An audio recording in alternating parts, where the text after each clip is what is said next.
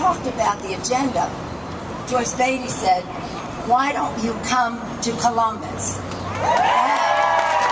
And when she said that, we said, okay, if we hit the road, where else do we go? So everything started with here. So let me talk to you about this. A year ago in July, we stood on the steps of the Capitol. It was the 165th anniversary of the Seneca Falls Declaration of Sentiments. It was a statement that they made that they said all men and women are created equal. And what they also said, which is interesting, is such is now the necessity for women to demand the equal station to which they are entitled. A remarkable statement. Francie Pepper is a supporter of the Seneca Falls, and she knows, you know, it took 70 years, this is about getting women the right to vote. It took 70 years for women to get the right to vote. And when they did, the headline said, "Women given the right to vote." Not so. Women fought, women marched, women starved, women were force-fed, women struggled, even in their own homes, defied tradition by speaking out for equality in our country, which is who we are as a country of equals. And so it took 70 years, women got the right to vote. A couple decades later, women left home to help in the war effort. Women, Rosie the Riveters and others, perhaps some of your grandmothers worked in the factories to help the war effort. After that, women stayed in the workplace, some went back home, others went into higher education, women into professions. The missing link in the evolution of the progress of women in our economy and our society has been access to quality, affordable child care. That has been the missing link. And it's only a decision that we have to make as a country. So as we talk about our When Women Succeed, America Succeeds platform, 3 legs to the stool that Donna Edwards talked about. Pay fairness, raise the minimum wage. Over 60% of the people making the minimum wage are women. 2/3 in the state of Ohio making the minimum wage are women. Pay equity, paid sick leave, affordable child care, early childhood learning. We know what the challenge is. We have solutions. Rosa DeLauro is also a source of some of the solutions.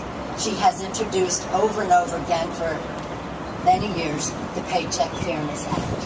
When we had a Democratic majority in the House, it passed more than once, held up by the Republicans in the Senate. But we are not taking no for an answer. Thank you. We must have introduced an opportunity to vote on minimum wage 7-8 times already in this session of Congress, but they won't allow it to be brought up. But we're going to keep going with that as well. Then we go to paid sick leave.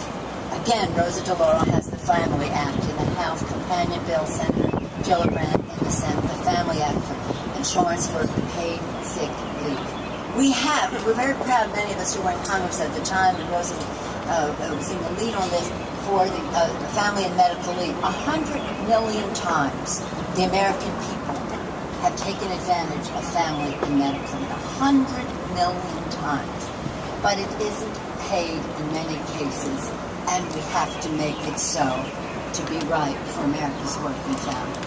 And then we talk about, and so we have that bill. And then the president has taken the lead on all of these areas, but in terms of early childhood education, he has put forth the initiative in his budget, in his proposals for universal pre-K.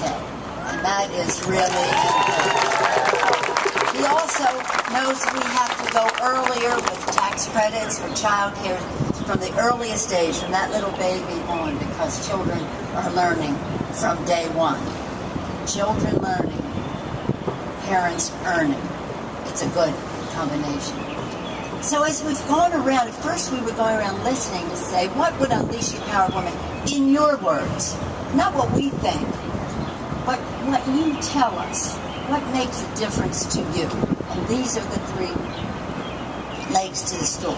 And in the course of our travels, listening earlier on. We were in New Haven, again in Rose's district, and a woman got up there and she told this story.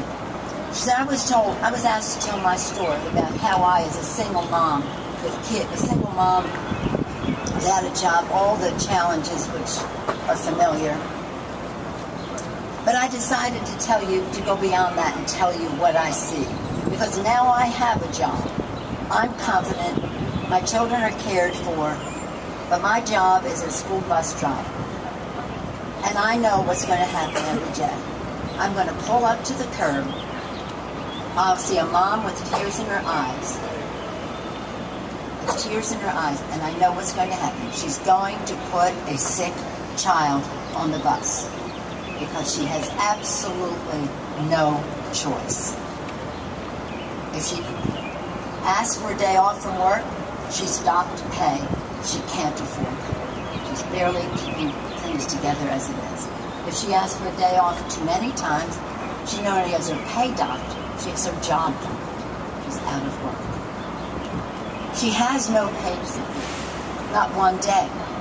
So she can't take that to care for her sick child. She totally cannot afford childcare. She cannot afford childcare. So she has no choice but to put a sick child on the bus, which isn't good for that child, that family, or other children on the bus. If it's the stomach flu, well, if it's another kind of flu, not a good idea. But that shouldn't be happening in America. Our children, we're talking about our children. Children, and that's why this one woman needs a raise, needs a sick day, paid sick days, and she needs child care. She encompasses them. But her story is not unusual. And that bus driver told us she sees it every day, and it happens across America.